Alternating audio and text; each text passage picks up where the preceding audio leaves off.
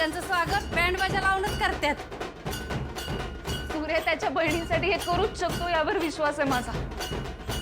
अहो तेजूला मुली झाल्यापासून त्याचा उत्साह इतका वाढलाय म्हणून तुम्हाला सांगते। खरंच सूर्यासारखा भाऊ प्रत्येक बहिणीला मिळाला हवा।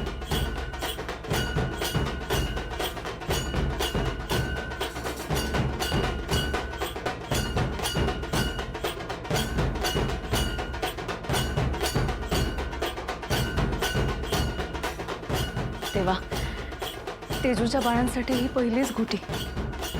त्यांना यातून सगळी सत्व आणि भरपूर पोषण मिळू देत आणि त्यांचं कायम चांगलंच होऊ देत ही इच्छा।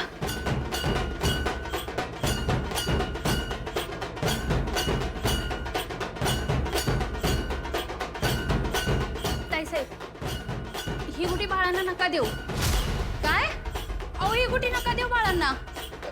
शोभाताई थोडं मोठ्याने बोला, ऐकू येत नाही। काय म्हणताय तुम्ही? अहो या गुटीमध्ये विष घातलंय। मी माझ्या डोळ्यांनी बघितलंय मालकांना हे समजा करताना। ही गुटी बाळांना द्याल तर त्यांचा जीव जाईल। हे सगळं बाळांचं आयुष्य संपवण्यासाठी केलं गेलंय। शोभाताई काय बोलताय, कळताय का तुम्हाला? ताईसाहेब, देवपूजेची वेळ झालीये।